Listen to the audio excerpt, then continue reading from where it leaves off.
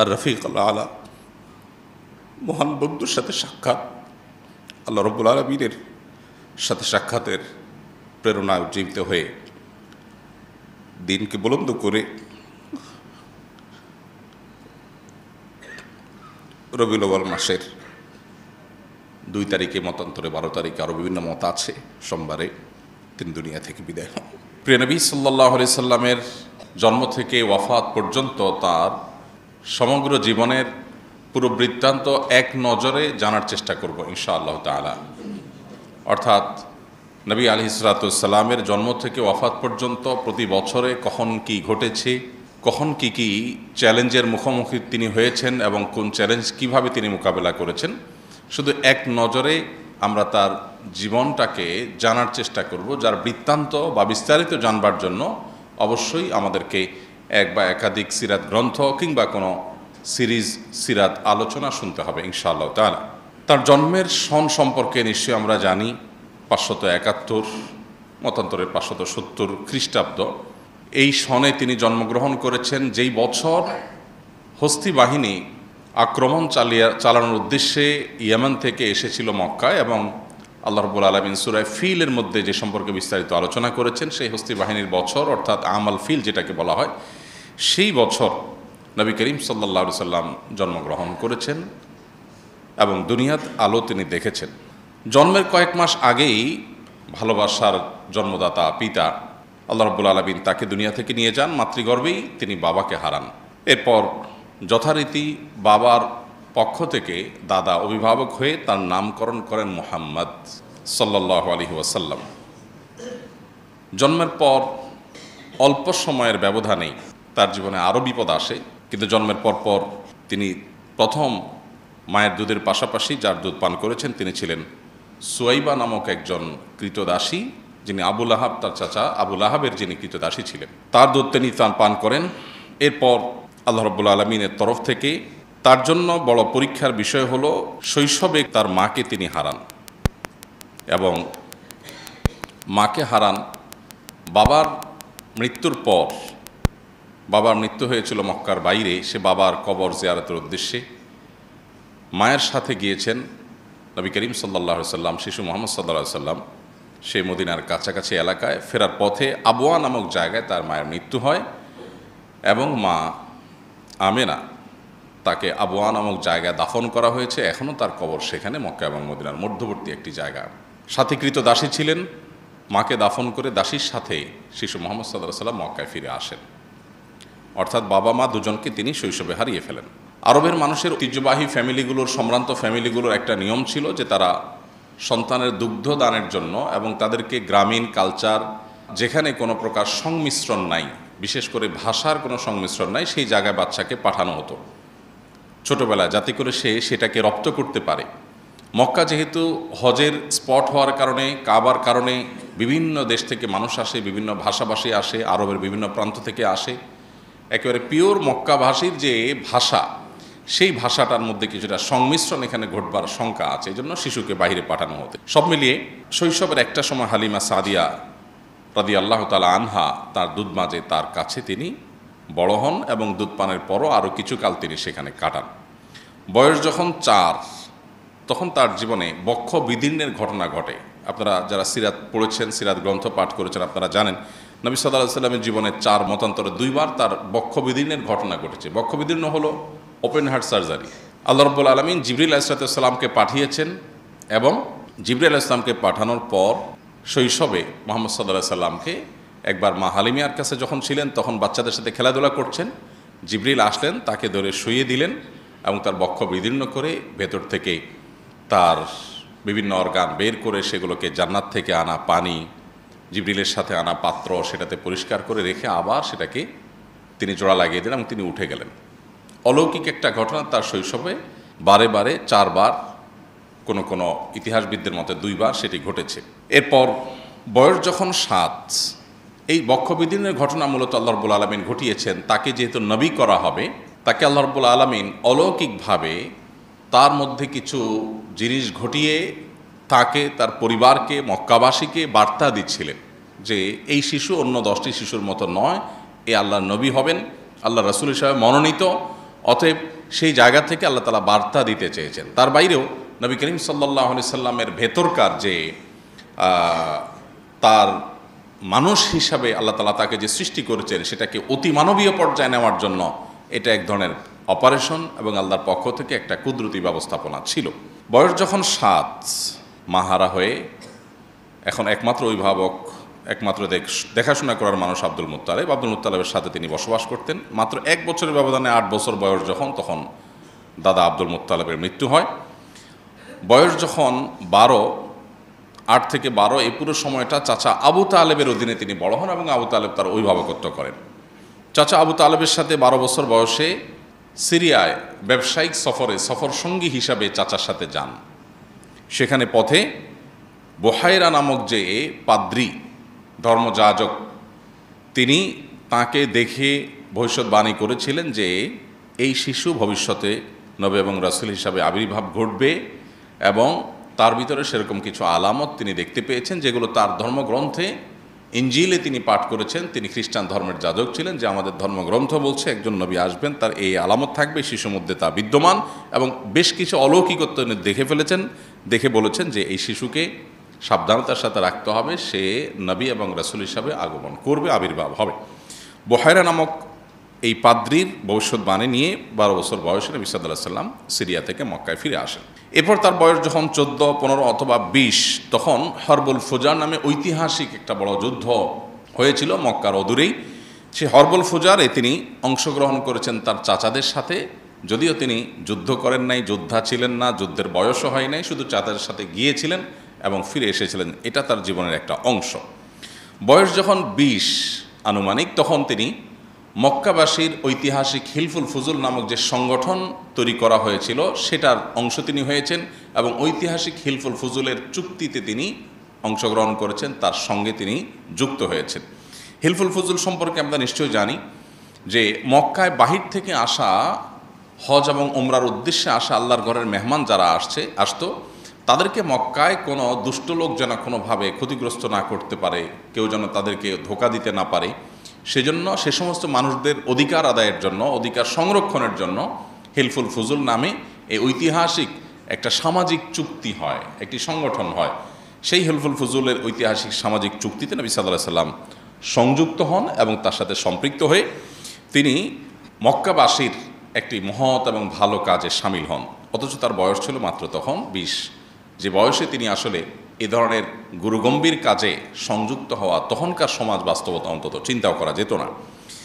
এরপর তার বয়স যখন 25 হয়, তখন তার জীবনে প্রথম বিবাহ বন্ধনে তিনি আবদ্ধ হন মা খাদিজা রাদিয়াল্লাহু তাআলা আনহার সাথে।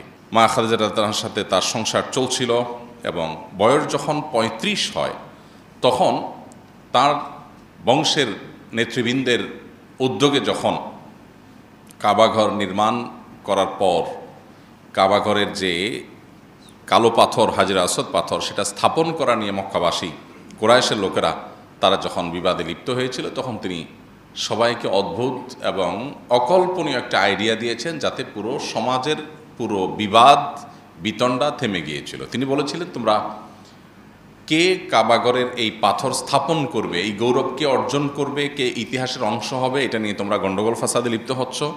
আমি তোমাদেরকে একটা আইডিয়া দিচ্ছি, তাতে তোমাদের গণ্ডগোল থাকবে না। আর সেটি হলো, একটা বড় চাদরের মাঝে পাথরটা রাখো, এরপরে চাদরটা সবাই মিলে তোমরা ধরে চাদরটা ধরে সবাই মিলে উত্তোলন করো, তাতে করে সব গোত্রের প্রধানরা তোমরা শরিক হলে এখানে এককভাবে কারো ক্রেডিট থাকলো না।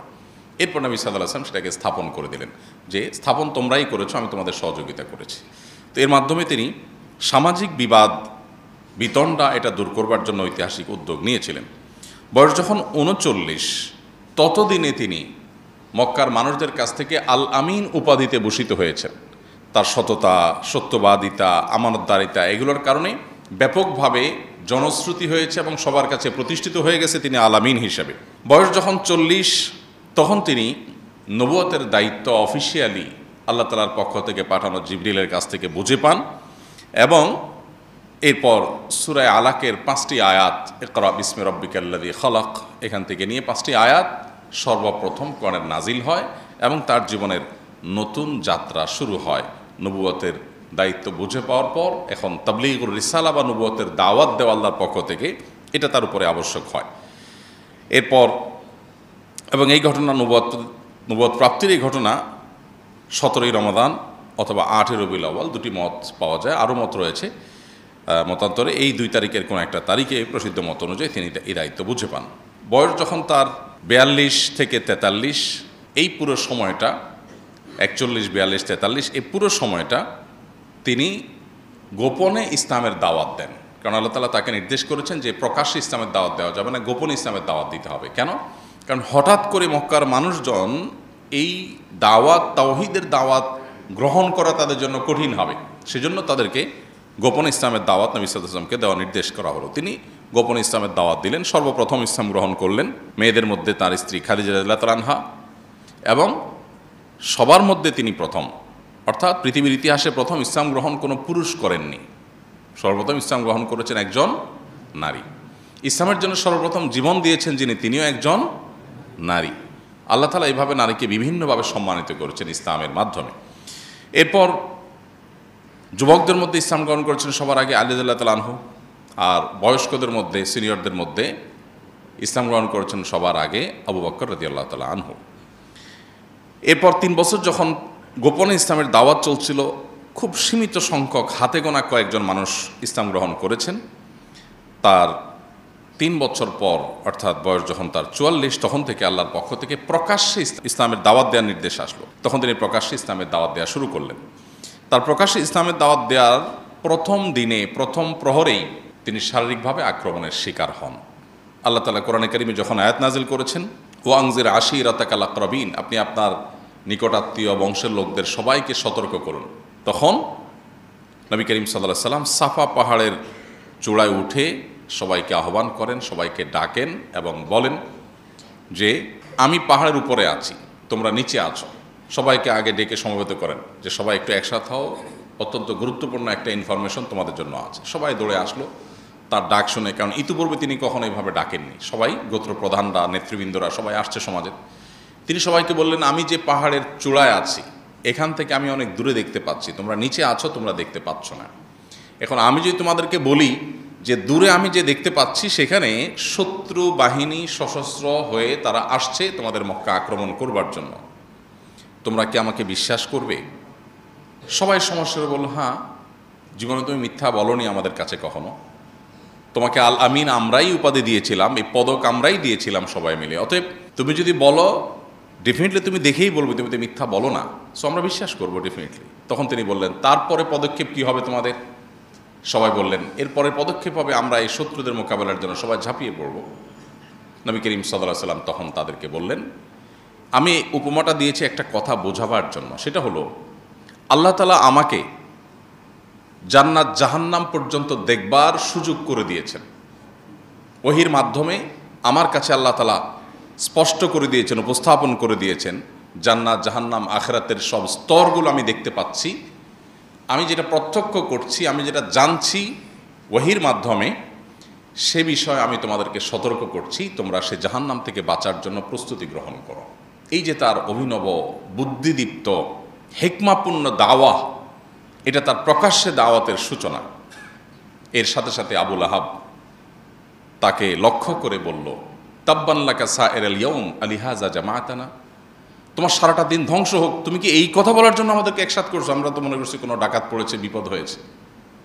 এবং আবু লাহাব যে তাব্বান লাকা সাইরাল ইয়াউম বলেছেন, আরবিতে কেউ কাউকে তাব্বন বলা এটা খুব জঘন্য কথা হিসাবে ধরা হয়, খুব বড় ধরনের আপনার শব্দ বোমা হিসাবে ধরা হয়। তাব্বান লাক, তুমি ধ্বংস হও, এরকম বদদোয়া। তো নবীজিকে যখন সে বলেছে তাব্বান লাক সাইরাল ইয়াউম, তোমার সারাদিন ধ্বংস হোক, এটা নবীজির জন্য অপমানকর ছিল। আল্লাহ রাব্বুল আলামিন তার জবাবে সূরা তাব্বাত ইয়াদা নাজিল করে সেখানে আল্লাহ তাআলা বলেছেন, তাব্বাত ইয়াদা আবি লাহাবি ওয়া তাব, যে আবু লাহাব 2 হাত তুলে আমার নবীকে তাব্বান লাক বলছে, মোহাম্মদ তোমার সারাদিন ধ্বংস হোক এই কথা বলছে, ওর 2 হাত ধ্বংস হবে, সে নিজে ধ্বংস হবে এবং তার স্ত্রী যে তার এই অপকর্মের সহযাত্রী এবং সহযোগী, সেও ধ্বংস হবে। সূরা তাব্বাত ইয়াদার মাধ্যমে কিয়ামত পর্যন্ত মিলিয়ন মিলিয়ন মুসলমানরা, কোটি কোটি মুসলমানরা আবু লাহাবের নবীকে ওই কষ্ট দেওয়ার একটি বাক্যের জবাব দিয়ে যাবে। এটা হলো নবী সাল্লাল্লাহু আলাইহি ওয়াসাল্লামের মর্যাদা আল্লাহর কাছে। যে কোরআন অংশ আল্লাহ তাআলা আল্লাহকে গালি দেওয়ার বহু ঘটনা আছে, যে বহু মানুষ আল্লাহকে গালি দিয়েছে, কিন্তু তাদের প্রতিকারে বা তাদের শাস্তি স্বরূপ এরকম কোনো ব্যবস্থা আপনি কোরআনে পাবেন না। কিন্তু নবী সাল্লাল্লাহু আলাইহি সাল্লামকে গালি দিয়েছে, এটা আল্লাহ তাআলা সহ্য করেন না। খোদ আল্লাহকে গালি দিয়েছেন, আল্লাহ সেগুলো কিয়ামতে হয়তো শাস্তি দিবেন, দুনিয়াতে অনেককে হয়তো আল্লাহ ছাড় দিয়েছেন, কিন্তু নবী সাল্লাল্লাহু আলাইহি সাল্লামকে কেউ গালি দিয়েছে, চূড়ান্ত পরিণতি তাকে বরণ করেই তারপর দুনিয়া থেকে যেতে হয়েছে। যাই হোক, তো নবী করিম সাল্লাল্লাহু আলাইহি সাল্লাম 44 বছর বয়সে যখন প্রকাশ্যে ইসলামের দাওয়াত শুরু করেছেন, তার পরপরই 45 বছর বয়স যখন তার নবুয়তের ৫ম বছর যেটি, সে বছর জাফর রাদিয়াল্লাহু তাআলা আনহু ইসলাম গ্রহণ করেছেন। এবং তখন মক্কার প্রকাশ্যে ইসলাম প্রচারের পর থেকে বিশেষ করে নির্যাতনের মাত্রা বেড়ে গেল, এবং যারা ইসলাম গ্রহণ করেছে দুর্বল বেলাল রাদিয়াল্লাহু তাআলা সহ অন্যান্য সাহাবীদের প্রতি নির্মম নির্যাতন শুরু হয়ে গেল। যখন নির্যাতন শুরু হয়েছে, দুর্বল মুসলমানরা তারা আসলে মক্কায় টিকাটা কঠিন হয়ে যাচ্ছিল। তখন আল্লাহর নির্দেশে প্রথম হিজরত বা দেশ ত্যাগের নির্দেশ আসে, যেটাকে হিজরতে হাবশা বলা হয়। এখন বর্তমানে আধুনিক বিশ্বের ইথিওপিয়ার রাজধানী আদ্দিস আবাবা থেকে কয়েকশো কিলোমিটার দূরে টিগ্রে নামক একটা অঞ্চল আছে, বিভাগ আছে তাদের। সে টিগ্রে এলাকায় হাবসি ভিলেজ এখনও আছে, এবং সেখানকার যেই ব্যক্তি তাদেরকে ওয়েলকাম করেছেন, সেখানকার যে শাসক ছিলেন নাজাশি যাকে বলা হয়, সে নাজাশি বাদশাহ তিনি ইসলাম গ্রহণ করেছেন নবীজিকে না দেখেই, তার বর্ণনা শুনেই, এবং নবী সাল্লাল্লাহু আলাইহি সাল্লাম তার মৃত্যুর সংবাদ শুনে দূরদেশ আরব থেকে তিনি তার জানাজার সালাত, গায়েবানা জানাজার সালাত আদায় করেছিলেন। এই পুরো ঘটনা অর্থাৎ হিজরতে হাবশার ঘটনা, এটি নবী সাল্লাল্লাহু আলাইহি ওয়াসাল্লামের নবুয়তের ৫ম বছর বা তার বয়স যখন ৪৫ সে বছর ঘটে। এবং সে বছর দুইবার হিজরতের ঘটনা ঘটে।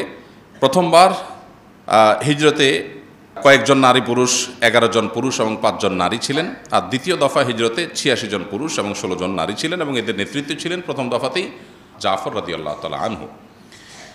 এবং একই বছর নির্যাতনের স্টিম রোলারে সুমাইয়া রাদিয়াল্লাহু তাআলা আনহা, একজন নারী, তিনি শাহাদাত বরণ করেন, এবং তাকে নির্মমভাবে, অত্যন্ত নৃশংসভাবে লজ্জাস্থানে বর্ষার আঘাত দিয়ে তাকে হত্যা করা হয়, তাকে খুন করা হয়, তিনি শাহাদাত বরণ করেন। ইসলামের ইতিহাসের প্রথম শহীদ যিনি জীবন দিয়েছেন তিনি সুমাইয়া রাদিয়াল্লাহু তাআলা আনহা। এরপর তার বয়স যখন ৪৬ এবং নবুয়তের ৬ষ্ঠ বছর, সেই বছর হামজা এবং ওমর রাদিয়াল্লাহু তাআলা আনহুমা দুজনে ইসলাম গ্রহণ করেন। এবং সর্বপ্রথম ওমর রাদিয়াল্লাহু ইসলাম গ্রহণ করার পরে তিনি বললেন, আমরা যখন সত্য দ্বীনের অনুসারী, তাহলে আমরা গোপনে কেন নামাজ পড়ব, আমরা হারামে প্রকাশ্যে নামাজ পড়ব। তখন মসজিদুল হারামে প্রকাশ্যে তার নেতৃত্বে নামাজ পড়া শুরু হয়। বয়স যখন তার ৪৭ এবং নবুয়তের ৭ম বছর, তখন তার উপর এবং মুসলমানদের উপর নেমে আসে নির্যাতনের সবচেয়ে বড় স্টিম রোলার, যেটাকে অবরোধের সময় বলা হয়। সে আবি তালেব একটা জায়গায় নবী সাল্লাল্লাহু আলাইহি ওয়াসাল্লাম তার প্রতি তার অনুসারী এবং তাকে যারা সহযোগিতা করেছে কুরাইশ বংশের, তাদেরকে একঘরে করে রাখার জন্য মক্কার মুশরিকরা সিদ্ধান্ত নিল, এবং ৩ বছর টানা তাদের সাথে সকল প্রকার কথাবার্তা, যোগাযোগ, লেনদেন, কেনাবেচা সব বন্ধ করে দিল, যেটা সেই যুগের, সেই পৃথিবীতে সেই অবরোধের মধ্যে কোনো মানুষের বেঁচে থাকাও সম্ভব না যদি সমাজের মানুষ অবরোধ করে।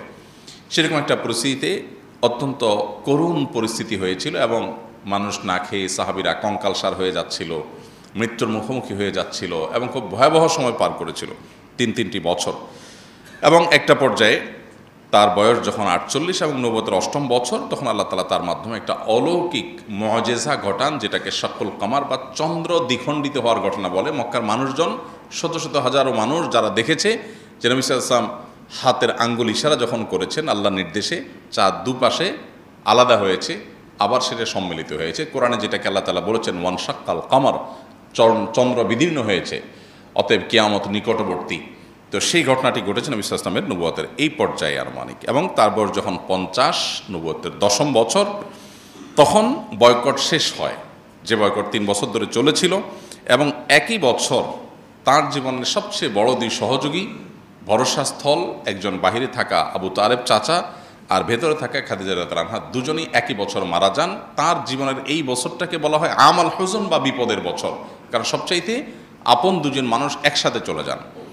এবং এই যে আল্লাহ তাআলা তার নবীকে পরীক্ষা করেছেন, এটা আল্লাহ তাআলার হিকমাপূর্ণ সিদ্ধান্ত যে তার নবীকে তিনি স্ট্রং করবেন, মজবুত করবেন বড় কোনো কাজের জন্য। একের পর এক বাধা, পরীক্ষা, চ্যালেঞ্জ তাকে পার করে সামনে যেতে হয়েছে। এরপর একই বছরে তিনি সাউদা রাদিয়াল্লাহু তাআলা আনহা এবং আয়েশা রাদিয়াল্লাহু তাআলার সাথে তার আকদ সম্পন্ন হয়। আয়েশা রাদিয়াল্লাহু তাআলার সাথে সংসার জীবন শুরু করেন আরও অনেক পরে, কিন্তু শুধু আকদটা সম্পন্ন হয় তখন, আর সাউদা রাদিয়াল্লাহু তাআলার সাথে তখন আকদ এবং সংসার একসাথে শুরু হয়। এবং এই বছরই তিনি তায়েফে দাওয়াত নিয়ে যান এবং তার সাথে থাকা যায়েদ ইবনে হারিসা রাদিয়াল্লাহু তাআলার সাথে নির্মম নির্যাতনের শিকার হন, রক্তে রঞ্জিত হয়ে মক্কায় ফিরে আসেন। বয়স যখন তার 52 এবং নবুয়তের 12তম বছর, সে বছর তার জীবনে ইসরা এবং মেরাজের ঘটনা ঘটে এবং 5 ওয়াক্ত নামাজের বিধান আল্লাহ তাআলা তাকে দেন। এবং একই বছর মদিনা থেকে আসা 12 জন হাজি যারা হজে আসছেন, তারা মিনার কোনো একটা পাহাড়ের পাদদেশে নবী সাল্লাল্লাহু আলাইহি ওয়াসাল্লামের সাথে মিলিত হন এবং বায়াতে আকাবায়ে উলা বলা হয় ইতিহাসে। নবী সাল্লাল্লাহু আলাইহি ওয়াসাল্লামের হাতে হাত রেখে তারা বায়াত নেন, ইসলাম গ্রহণ করে এবং নবীজিকে মক্কায় যাওয়ার হিজরতের আমন্ত্রণ তারা জানান। অর্থাৎ শুরু থেকেই মদিনাতে হিজরত করার একটা প্রেক্ষাপট শুরু হয়। এরপর তার বয়স যখন 53 নবুয়তের 13তম বছর, তখন আল্লাহর পক্ষ থেকে হিজরতের অনুমোদন আসে, বায়াতে আকাবায়ে সানিয়া আসে, বা মদিনা থেকে এবছর হজ থেকে আসা, হজের জন্য আসা 72 জন পুরুষ এবং 12 জন নারী ইসলাম গ্রহণ করেন। এবং তারা বলেন, আপনি মদিনায় আসেন, মক্কাবাসীর এই জুলুমে আপনার থাকার কোনো মানে নাই, আপনার সাথে যত লোক আসবে সবাইকে ওয়েলকাম করার জন্য মদিনাবাসী আমরা প্রস্তুত, আপনি চলে আসেন। তখন তিনি পরামর্শ করলেন, আল্লাহর পক্ষ থেকে অনুমোদন আসলো হিজরতের, তিনি হিজরতের সিদ্ধান্ত নেন। এদিকে নবী সাল্লাল্লাহু আলাইহি ওয়াসাল্লামকে হত্যার বহু ষড়যন্ত্র আগেও হয়েছে, এখনও চলছে। নবী সাল্লাল্লাহু আলাইহি ওয়াসাল্লাম এর মধ্য দিয়েই বয়স যখন তার 54 এবং নবুয়তের যখন 14তম বছর শুরু, তখন তিনি হিজরতের উদ্দেশ্যে রাতের গভীরে আবু বকর রাদিয়াল্লাহু আনহুকে সাথে নিয়ে বের হন এবং মক্কা থেকে মাত্র 5 কিলোমিটার দূরে গারে সৌরে 3 দিন অবস্থান গ্রহণ করেন। অত্যন্ত সুকৌশলী একটা সিদ্ধান্ত। যখন মক্কা থেকে গারে সৌরে তিনি আশ্রয় নেন, তিনি সোজা টানা মক্কা থেকে মদিনার পথে চলে যেতে পারতেন, না গিয়ে তিনি মক্কা থেকে অদূরে 5 কিলোমিটার দূরে গিয়ে একটা গুহায় 3 দিন অবস্থান করেন। উদ্দেশ্য যে মক্কার মুশরিকরা তাকে খুঁজে পাবে না। তখনকার যে রাস্তা, এই রাস্তা ধাওয়া করে একজন মানুষকে ধরে ফেলা তো খুব সহজ কাজ। তো তিনি যদি রাস্তা কন্টিনিউ করতেন তাহলে তাকে তারা ধরে ফেলতো। আল্লাহ নির্দেশে, আল্লাহর ইশারায় তিনি গুহায় আশ্রয় নিলেন 3 দিন। 3 দিন ধরে যখন তাকে কোথাও খুঁজে পায়নি মক্কার মুশরিকরা, তখন তারা আশা ছেড়ে দিয়েছে তাহলে আমাদের হাতের নাগালে বাইরে চলে গেছে, অথচ তিনি খুব কাছেই ছিলেন। তখন গারে সৌরে 3 দিন অবস্থান করার পর তিনি যখন একটা পর্যায়ে 1 থেকে 12ই রবিউল আউয়াল পর্যন্ত টানা বিভিন্নভাবে সফর করার পর মদিনায় গিয়ে পৌঁছালেন, তখন মদিনাবাসী কুবা নামক জায়গা, যেখানে আমরা হজে গেলে দেখে থাকি কুবাতে একটা মসজিদ আছে, এইখানে মদিনার এন্ট্রেন্স পয়েন্ট ছিল, তখন প্রবেশদ্বার ছিল মদিনার, তখনকার যে রুট ছিল সেই রুটে। এই জায়গায় শত শত মানুষ, যুবক, বৃদ্ধ, বিভিন্ন বয়সের শিশু সবাই একত্র হয়ে নবী সাল্লাল্লাহু আলাইহি ওয়াসাল্লামকে ওয়েলকাম করেন এবং তলা আল বদরু আলাইনা ওয়াক্তাবাত মিনহাল বুদুরু, এই যে ঐতিহাসিক যে তাদের কবিতার মাধ্যমে নবী সাল্লাল্লাহু আলাইহি ওয়াসাল্লামকে ওয়েলকাম করানো, সেটা তারা করেছে। এরপর তিনি মসজিদে মদিনায় ঢোকার পর তার বয়স যখন 54, নবুয়তের 14তম বছর এবং হিজরতের প্রথম বছর, এই বছরে তিনি মদিনায় ঢুকে প্রথম মসজিদে কুবা নির্মাণ করলেন। এরপরে পাশে আরেকটা মসজিদ তৈরি করলেন, এটা মসজিদে জুমা, এবং একই বছর মসজিদে নববী তৈরি করলেন। এবং ঐতিহাসিক মদিনা সনদ ইয়াহুদীদের সাথে এই বছরই তিনি সম্পাদন করেন। আজান একামতের বিধিবিধান এই বছরই শুরু হয় এবং এই বছরই সালমান ফারসি রাদিয়াল্লাহু তাআলা আনহু ইসলাম গ্রহণ করেন। অনেকগুলো ঘটনাবহুল বছর ছিল এটি। তার বয়স যখন 55 এবং হিজরতের 2য় বছর, এই বছরে কেবলা পরিবর্তনের বিধান আসলো। তিনি যখন মক্কা থেকে মদিনা আসছেন, তখন তিনি মদিনা থেকে তিনি বাইতুল মাকদিসের দিকে নামাজ পড়তেন। তারপর আল্লাহ নির্দেশ করলেন যে আপনি কাবার দিকে ফিরে নামাজ পড়ুন। আপনারা মদিনা যারা যান, 2 কেবলার মসজিদ সম্পর্কে জানেন, সেখানে আল্লাহর বিধান আসার সাথে সাথে সাহাবীরা নামাজের মধ্যেই কেবলা পরিবর্তন করে, এই জন্য এটাকে 2 কেবলার মসজিদ বলা হয়। যে একই নামাজে 2টা কেবলা তারা মেনটেন করেছেন। প্রথমে কিছু নামাজ পড়েছেন বাইতুল মুকাদ্দাসের দিকে, এরপরে যখন নামাজের রত অবস্থায় কেউ একজন এসে সংবাদ দিল যে মুহাম্মদ সাল্লাল্লাহু আলাইহি ওয়াসাল্লাম এর প্রতি আল্লাহ তাআলা নতুন বিধান জারি করেছেন, মক্কার দিকে কাবার দিকে ফিরে নামাজ পড়তে হবে, তখন তারা নামাজের মধ্যেই চেঞ্জ হয়ে যান। এই জন্য এটাকে 2 কেবলার মসজিদ বলা হয়। আমরা যারা মদিনায় যাই তারা অনেকে সেটা দেখার জন্য যাই। তো এই ঘটনা ঘটে শাবান মাসে নবী সাল্লাল্লাহু আলাইহি ওয়াসাল্লামের হিজরতের 2য় বছর এবং তার বয়স যখন 55, নবুয়তের বয়স যখন 15। এরপর একই বছর 17 রমাদান ইসলামের ইতিহাসের প্রথম বড় সম্মুখ সমর বদর যুদ্ধ সংগঠিত হয়েছে এবং প্রথম বড় বিশাল বিজয়, অলৌকিকভাবে 313 জন মানুষ অনেকটা অস্ত্রশস্ত্র ছাড়াই পুরো বিশাল বড় শক্তি পরাশক্তির বিরুদ্ধে আল্লাহ তাআলা তাদেরকে অলৌকিক বিজয় দিয়েছে। এটা হলো মুসলমানদের অগ্রযাত্রার জন্য অনেক বড় একটা প্রেরণা ছিল আল্লাহর তরফ থেকে। এই বছরই অর্থাৎ 2য় হিজরিতেই রমজানের রোজা ফরজ করা হয়েছে এবং এই বছরই সর্বপ্রথম ঈদুল ফিতর আদায় করেছেন, ঈদুল আজহা আদায় করেছেন মুসলমানরা। এবং এই বছরই অনেকগুলো বিধিবিধান নাজিল হয়েছে, যেমন কোরবানির বিধান নাজিল হয়েছে, তারপরে ফিতরার বিধান নাজিল হয়েছে, জাকাতের বিধান নাজিল হয়েছে, এবং এবছরই ফাতিমা রাদিয়াল্লাহু তাআলা আনহার সাথে আলী রাদিয়াল্লাহু তাআলা আনহুর বিবাহ সম্পাদন হয়। নবুয়তের বয়স যখন 56, নবী সাল্লাল্লাহু আলাইহি ওয়াসাল্লামের বয়স যখন 56, নবুয়তের বয়স যখন 16 এবং হিজরতের 3য় বর্ষ যখন, সে বছর নবী সাল্লাল্লাহু আলাইহি ওয়াসাল্লামের সামনে আসে উহুদের যুদ্ধ। 7ই শাওয়াল উহুদের যুদ্ধ সংগঠিত হয়। সেখানে 70 জন সাহাবী শাহাদাত বরণ করেন। হানজালা রাদিয়াল্লাহু তাআলা আনহু, হামজা রাদিয়াল্লাহু তাআলা আনহু, প্রসিদ্ধ সাহাবীদেরকে নবী সাল্লাল্লাহু আলাইহি ওয়াসাল্লাম হারান, এবং স্বয়ং নবী সাল্লাল্লাহু আলাইহি ওয়াসাল্লামের দাঁত ভেঙে তিনি রক্তাক্ত হন এবং তার কয়েক জায়গায় ইনজুরি হয়। তিনি মারা গেছেন মর্মে কাফেররা প্রপাগান্ডা ছড়িয়েছিল, আল্লাহ তাআলা তাকে হেফাজত করেছেন, এবং নবী সাল্লাল্লাহু আলাইহি ওয়াসাল্লামের একটা কথা থেকে সামান্য একটু সরে যাওয়ার কারণে কঠিন পরিণতির মুখোমুখি তখন সাহাবীদেরকে হতে হয়েছে, যেটা আমাদের জন্য বিরাট শিক্ষা, যে তার কথার বাইরে গেলে আমাদের জন্য অকল্যাণ নিশ্চিত আছে। একই বছর অনেকগুলো বিধিবিধান নাজিল হয়েছে। এর ভিতরে মেয়েদেরকে পর্দার বিধান এই বছর নাজিল হয়েছে। তার আগ পর্যন্ত মেয়েরা ছেলেদের সাথে পর্দা করার বিধান ছিল না। এই বছর সর্বপ্রথম পর্দার বিধান নাজিল হয়, এবং এই বছরই সুদ এবং মদ এই দুটিকে হারাম ঘোষণা করা হয়। মদের বিধান যখন হারাম ঘোষণা করা হয়, চিন্তা করার বিষয় যে সাহাবীরা বা যে মক্কার মদিনার মানুষেরা, মদ হালাল ছিল, নিষিদ্ধ ছিল না, সবাই পান করত, দিলেন, হারাম করলেন। মদের যে ভাঁড়গুলো ছিল এগুলো সব রাস্তায় ছুঁড়ে ছুঁড়ে সাহাবীরা ফেলছিলেন, এবং মদের স্রোত রীতিমতো বহমান হয়েছিল। এই পরিস্থিতিতে সাহাবায়ে কেরামের আনুগত্যের একটা দারুণ দৃষ্টান্ত স্থাপিত হয়। এটা ছিল 3য় হিজরির ঘটনা।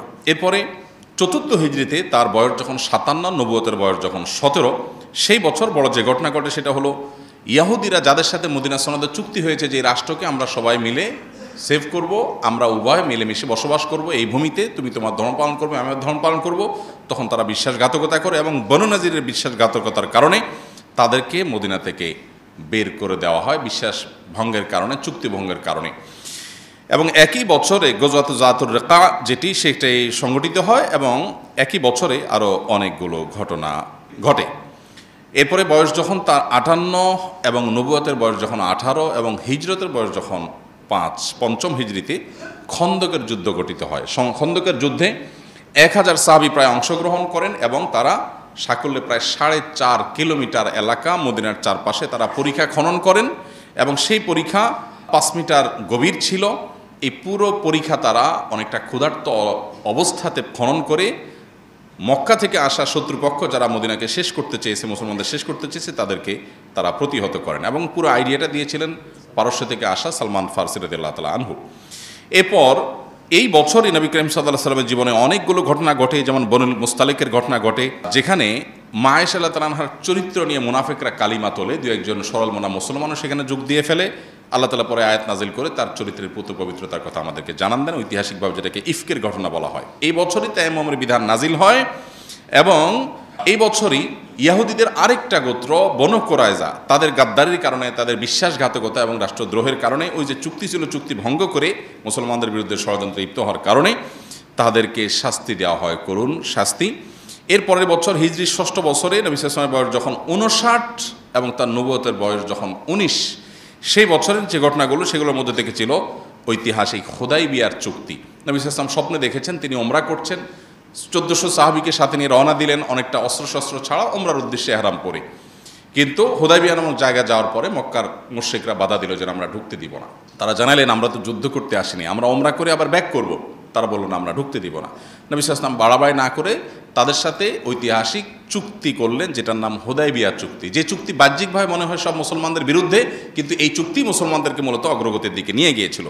এই ঐতিহাসিক হুদাইবিয়া চুক্তি 10 বছরের জন্য সংগঠিত হয়েছিল, এবং এটি হয়েছিল 1 জিলকয়দা 6 হিজরিতে। এবং এই বছরের পর থেকে নবী সাল্লাল্লাহু আলাইহি ওয়াসাল্লাম বিভিন্ন রাজা বাদশাদের কাছে, যেমন হেরাক্লিয়াস, খসরু, তারপরে মুকাওকিস, বড় বড় যে সমস্ত শাসকরা পৃথিবীর, তাদের কাছে চিঠি লিখে ইসলামের দাওয়াত তাদেরকে দিয়েছেন।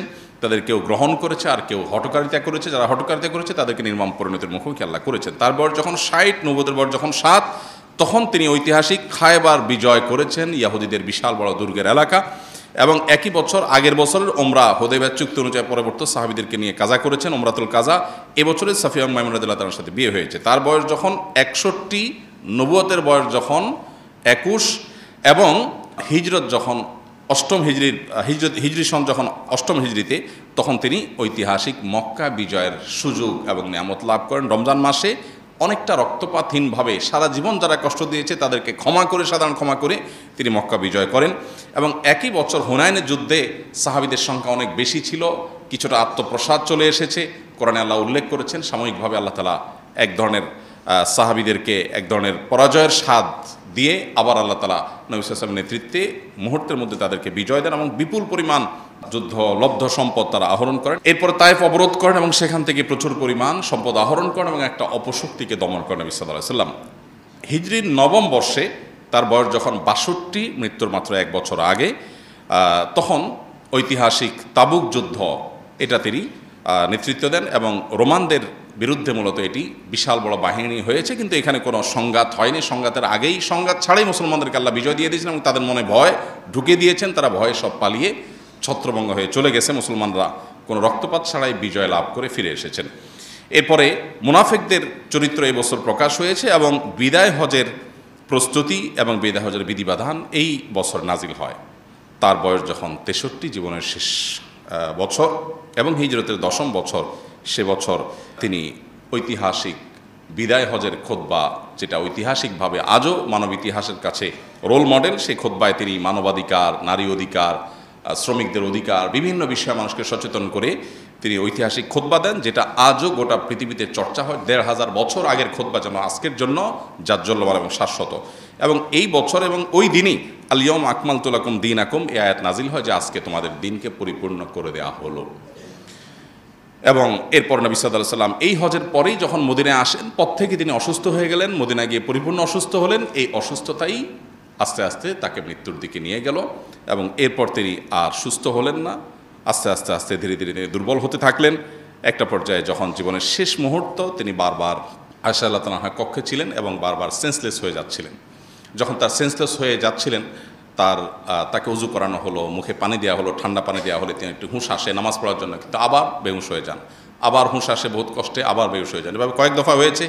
একটা পর্যায়ে তিনি কোনো রকম নামাজ পড়তে পারলেন। তারপরে তার জীবনের একেবারে শেষ অন্তিম মুহূর্ত তখন তিনি তার আম্মা জান আয়েশা তার কক্ষে ছিলেন, দেখতে পেলেন যে আম্মা জান আয়েশার একজন ভাই প্রবেশ করেছে কক্ষে, তার হাতে মেসওয়াক। তিনি ইশারা দিলেন, তখন জবান বন্ধ হয়ে গেছে, ইশারা দিলেন যে এই মেসওয়াকটা আমাকে দেওয়া যাবে কিনা। মেসওয়াকটা দেওয়া হলো। তখন আয়েশা রাদিয়াল্লাহু তাআলা মেসওয়াকটা চাবিয়ে দিলেন, কারণ নবী সাল্লাল্লাহু আলাইহি ওয়াসাল্লামের তখন দাঁত দিয়ে চাবানোর শক্তি ছিল না। নবী সাল্লাল্লাহু আলাইহি ওয়াসাল্লাম তখন মেসওয়াক করলেন। মেসওয়াক করতে করতে তিনি শেষ কয়েকটি বাক্য বলে একেবারে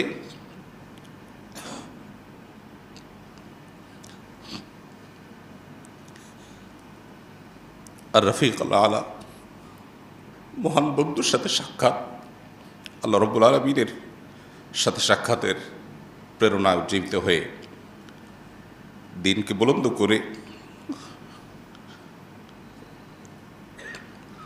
রবিউল আউয়াল মাসের 2 তারিখে, মতান্তরে 12 তারিখে, আরও বিভিন্ন মত আছে, সোমবারে তিনি দুনিয়া থেকে বিদায় হন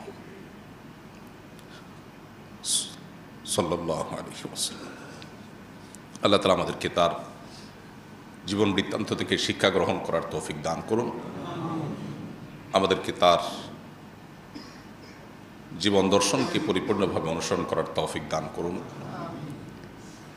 তার জীবনে আমাদের জন্য যে অনুপম আদর্শ রয়েছে, বারবার কোরআনে আমাদেরকে সাবধান করা হয়েছে, আমাদের মুক্তির একমাত্র পথ তার অনুসরণ, অনুকরণ, এছাড়া কোনো পথ আমাদের সামনে খোলা নেই।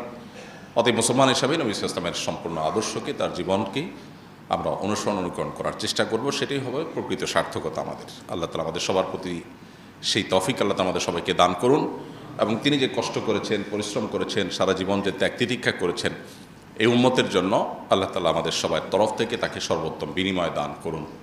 শান্তির বাড়িধার আল্লাহ তাআলা